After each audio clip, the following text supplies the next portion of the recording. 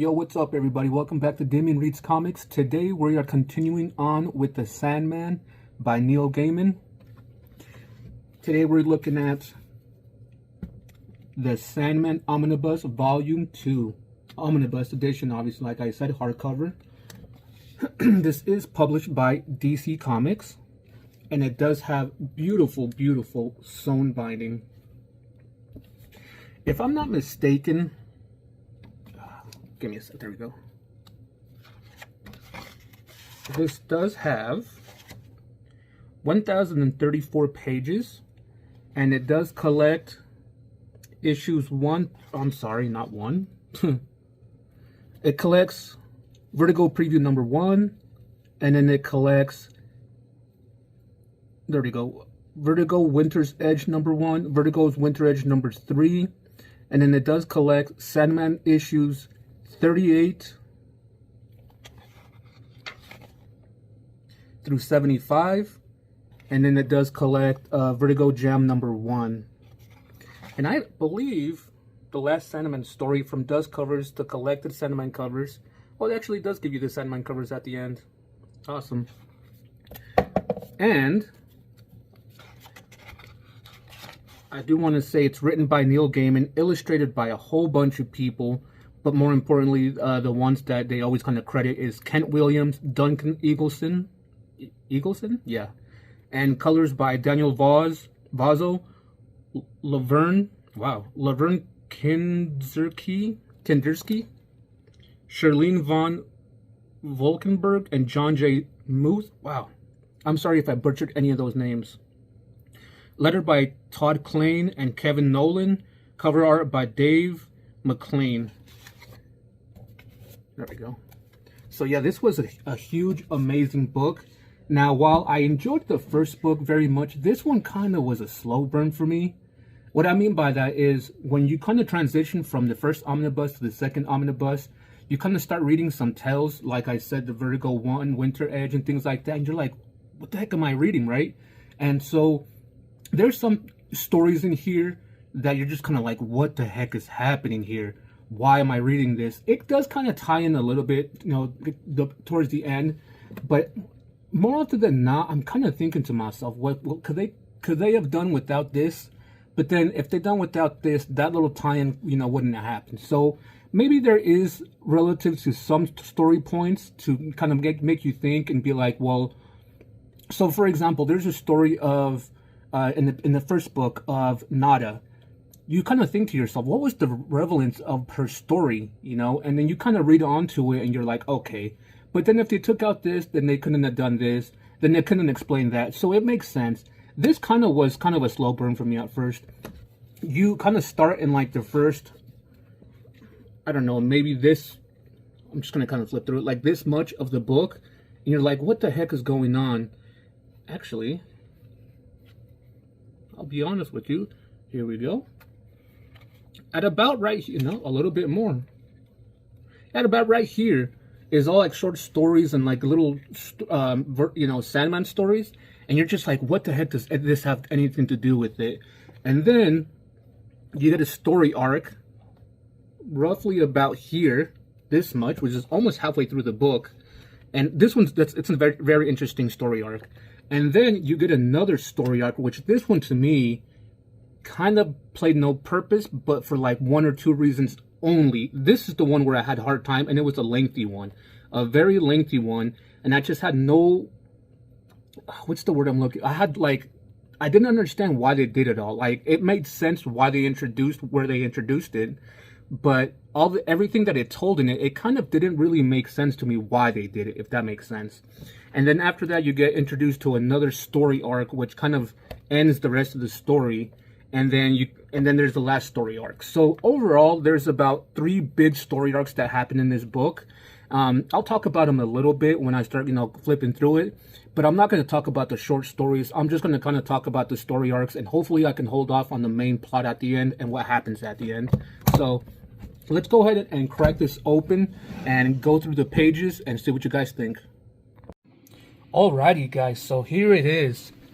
The Sandman Omnibus Volume 2.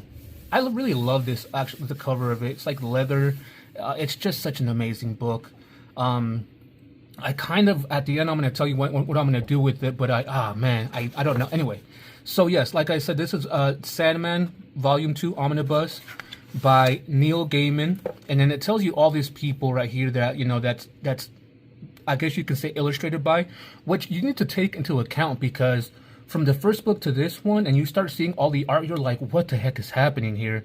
And you do start noticing different art styles. So it's cool that they introduce all these people. Not introduced, but they kind of mention all these people because they need to be recognized for their art. They're beautiful art, actually. And then you got the colors and stuff that I had mentioned earlier.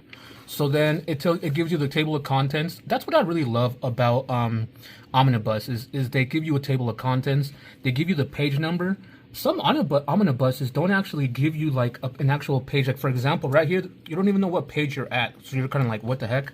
But it does give you a page number. Like I had said before, it gives you Vertigo Preview number 1, Sandman number 38, Vertigo Winter's Edge number 1, Sandman 39, Vertigo Winter's Edge number 5, Sandman number 40, Vertigo Jam number 1, Sandman 41 through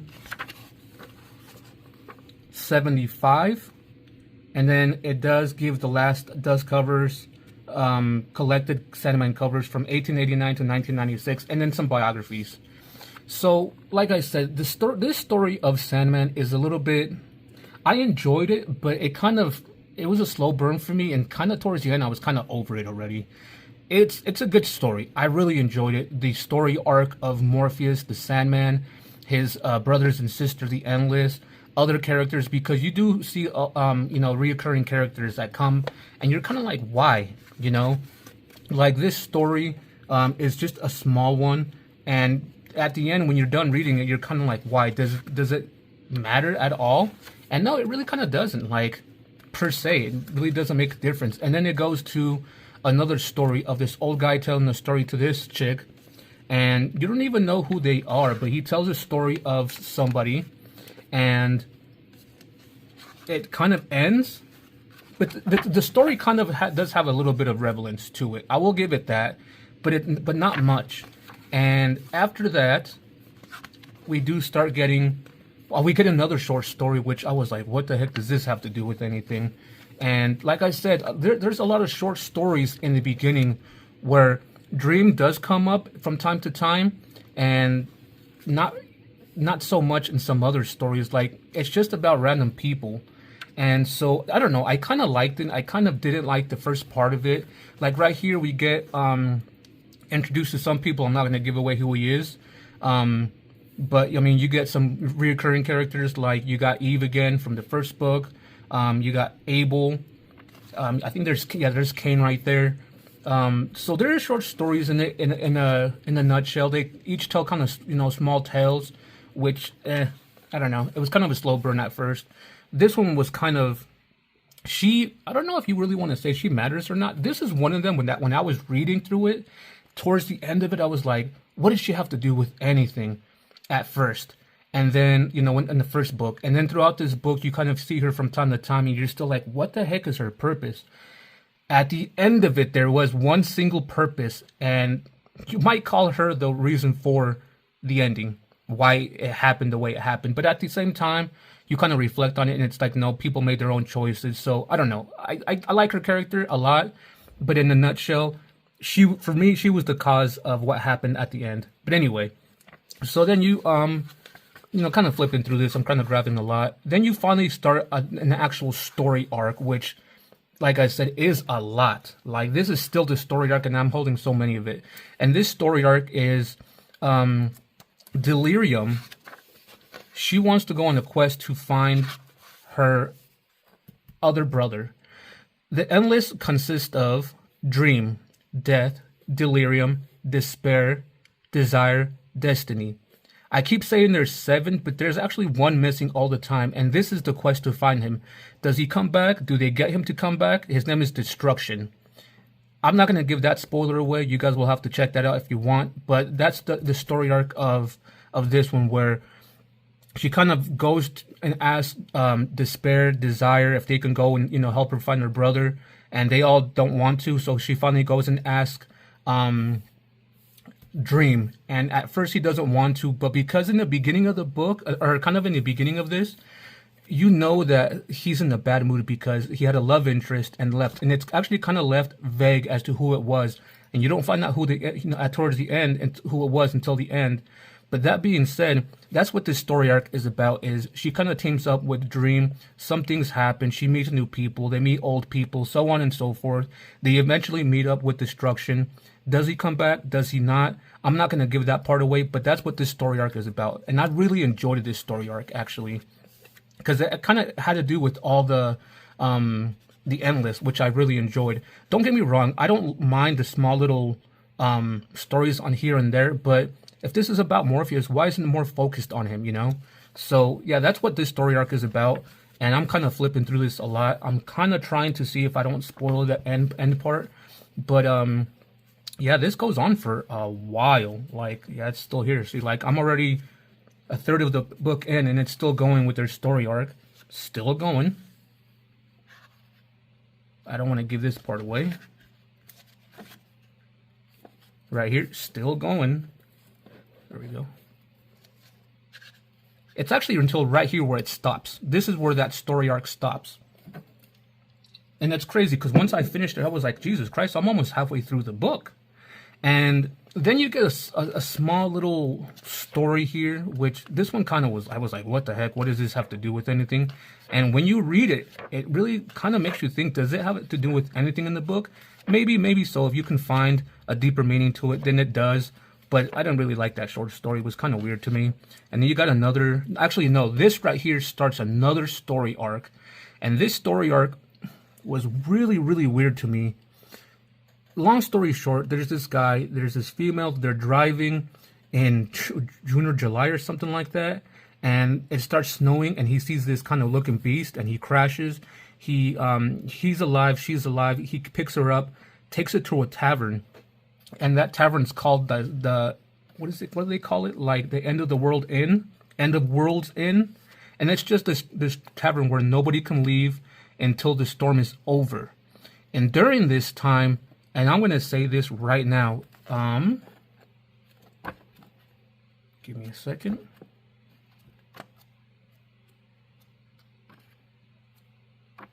Oh, here we go. We get this much of that story arc of just different people telling different stories, different people, just telling different stories about, I guess you can say change, I guess.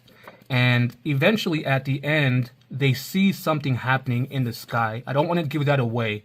But what they see in the sky takes place, like after you're done reading this, whatever happens in the sky takes place after you're done reading the last story arc. And so I didn't really like this much. They could have probably put this over here, you know, and put the other story arc over here. But I know why they did what they did. It's okay. But I just didn't enjoy reading all the stories. It made no sense to me because none of these stories kind of like have anything to do to progress the story. They just kind of put it in there for filler to make you think, to kind of tie in a little bit of, you know, change and, you know, things like that. But overall, I didn't really enjoy them. That part was a slow burn. And then finally, hold on. That's the end of the story arc right there. And then finally, we start one of the bigger story arcs of the book. Like, I'm going to say this.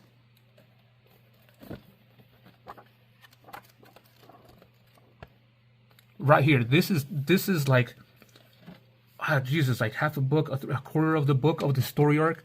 And this story arc, oh man, there's so much going on with it. This is one of the best story arcs I've ever actually read, and this, aside from some of the first ones. But as you can see here, the art is way different from this, or from, you know, from the first part of it, from this. Like, we're so used to seeing it like this from the first book that when you finally get to a different story arc, it's so different, like more, you know, realism. And then you get to this, looks so cartoony. It's just hard to talk about this story arc because a lot of things happen in this story arc in itself. And it does have to do with certain characters that we meet in book 1. When Rose goes and tries to find her brother, we get introduced to a certain character, and that character has a wife, and she becomes pregnant in the dream world, and that baby is technically considered Dream's baby because it was conceived during the dream world. And what's weird is that it happened again because technically, not Rose, but Rose's mother was considered also a dream baby. And so she plays a big part in this. And she plays a big part on to what happens at the end, what happens to Dream. There's little things that are happening. Like you see Delirium, you see Death, you see a few other characters. You see Lucifer again. He's down from one of his story arcs from the first book.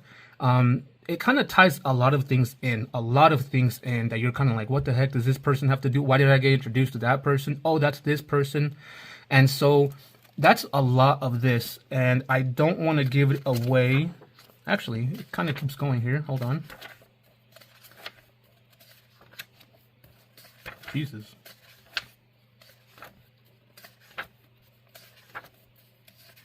I am sorry. Here we go. I don't actually want to. Yeah, that's fine. Yeah, so that was a big story arc. You know what happens. It kind of ties in a lot of stuff in, and I don't want to talk about this story arc because this is a big plot point in the story of what happens to certain individuals, what happens to some Endless, and things like that. Now, after that, you get left with the rest of the story arc. I'm gonna leave it right here. And only show you guys this page and maybe the next page because I can't show you the rest because then you guys are going to know something's up. But this, as you can see, completely different art again and beautiful art, like completely different from the first book. It's about the Endless. They're kind of getting together again for a reason. And that reason was kind of what happened when these people that were at the End of World Inn, what they saw outside once the storm stopped. This kind of explains it and what's happening. And I don't want to give that away, so I'm going to kind of move on to the last part of this.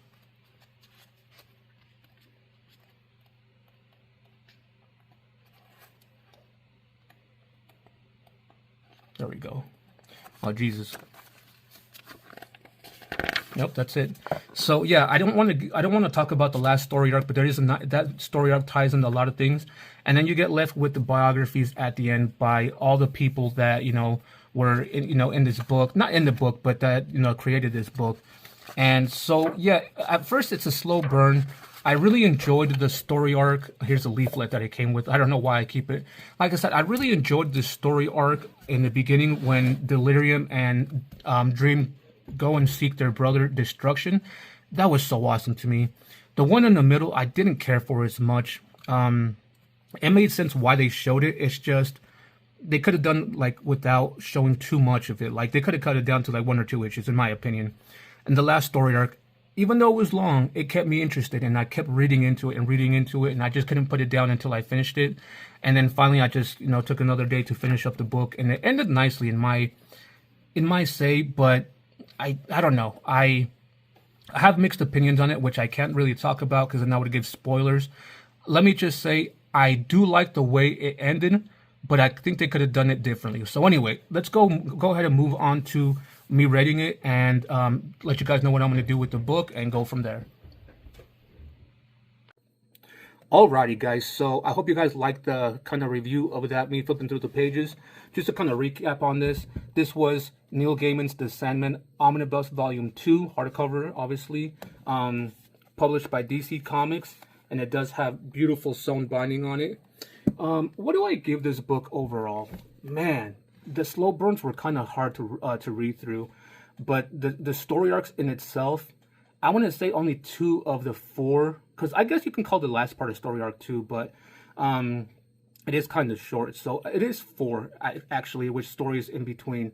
Out of the 4 story arcs, I will say 2 of them really kept me interested. The other ones were just kind of like the middle one I just hated. I'm not gonna lie.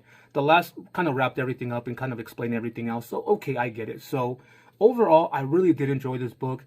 I wasn't the biggest fan of how it transitioned from what we were so used to in book 1 to different art, and then after that it transitioned to a different one. I know there has to be different artists, I get it. I just didn't like that. I didn't appreciate that. You're so used to something and then all of a sudden it changes again and you're like, what the heck? So while I do believe I gave the other one an 8, I want to give this one an 8 too, but it just didn't pull me in as much as the first one did. And I kind of feel like both books in itself dragged on way too much. So I think I'm going to give this a 7. Now, while I do give it a 7, and I did tell you guys, if it's a 6 and above, I'm keeping this book. I'm actually not keeping this book at all. Like I said in my previous video when I did the review for the first one, I'm actually giving this to my sister because she's the one that kind of introduced me to the Sandman. And while I kind of really enjoyed it, I'm going to do a reread of it, of course, and I'll just ask her to let her borrow it so I can reread it and do a reread review of it. But since I am not keeping it, you know, I am going to give it a 7, but I am not keeping it. So, yeah, you know, overall between book 1 and book 2, because that is the main story of Morpheus and the Sandman, I think an overall rating of about an 8 is fine with me. I would give it a 9, but I think it just kind of dragged on way too much for my liking. I didn't like the change of the art much, like I said. That's why I think I'm going to give it about an 8. I want to give it like a 7.5, honestly. If it really came down to giving halves, which I don't like doing, I would really give it a 7.5. But if I really had to give like a solid number, it's going to be an 8. But if you guys really want me to get technical, I'm giving it a 7.5 for the overall story arc. There is a book, Omnibus Volume 3, but it's not. It doesn't have to deal with, how do I say it without saying that? It's mostly about death and a lot of different stories. So while it is part of still the same part of the Sandman universe, this is kind of where the main story ends. So in an overall perspective of book 1 and book 2, that's why I'm giving it a rating. I know I still have book 3 to read, but that's going to be kind of on its own, you know, because it's like little stories here, there. It does connect to it, but it's not the main story. So yeah, that's my rating for it. I'm still kind of curious as to if I'm going to pick up Lucifer Omnibus 1 and 2, which kind of, I guess you can say started from book 1, actually, when Lucifer did something. I didn't give too much away in the first book, but he did something, and he kind of started his own story arc. And also in book 1, there was a short story arc in there about a little boy. He kind of got, he got passed away. I don't want to say he got passed away with the help of another ghost. They kind of go under a mission and they become Detective Dead Boy detectives, what they call it. There's one omnibus of that, and then in this book, in the first book, something like one of the main villains is the Corinthian, an escaped nightmare. Morpheus, the dream, he kind of does get him back, but certain things happen, and certain things happen in this one. And when certain things happen in this one with the Corinthian, something happens in the waking world, in the real world, and this Corinthian kind of goes off on a mission to stop what's going on. And so they kind of did 2 different omnibuses for that one. Also, in the sense of another 3 omnibus, there's like the Book of Magics or something like that, which I don't think I'm going to pick those ones up. But the other ones I talked about, I might pick up. I might read them online. I don't know. So I'll just, I'll let you guys know I am going to read them and kind of see how they are, if they interest me. But as for now, I hope you guys enjoyed this. I really enjoyed the story of the Sandman. A little too long for my liking, but I did enjoy it overall. If you guys liked the video, please give a like. Please let me know in the comments down below if you guys like the story of Sandman, who your favorite endless character is, brother or sister, whether it be death, dream, desire, despair, destruction, delirium, or destiny. I will you guys tell you guys now, I was so in love with the character of Death, but there's something about Delirium that gets to me. Like, she's just so childlike, and she makes me happy, you know. She kind of reminds me of like younger kids, me being young, growing up, taking me back to those age, that age where I didn't have to worry about anything. I think that's why I connected with her so much. But as an adult and kind of like as a crush love interest, I would say Death. I know they're characters, and it's kind of stupid, but yeah. Let me know in the comments down below who your favorite endless character is. If you guys have any recommendations, also leave it in the comments. I'm more than welcome to check out new books. I have a humongous list to go through right now that I'm reading. So if you guys do give me a recommendation, it might not be read for a while, but I'm more than welcome to check it out. If I have it and it's on the list, I will let you guys know. And if it's something that it doesn't interest me, like some space stuff that I talked about before, it just doesn't interest me at all, I'll let you guys know as well. All that being said, guys, I hope you guys check out my previous videos and also subscribe. It helps build my channel up and get my videos out there for other people to see. All that being said, guys, I hope you guys take care, stay healthy, and we'll see you guys on the next one.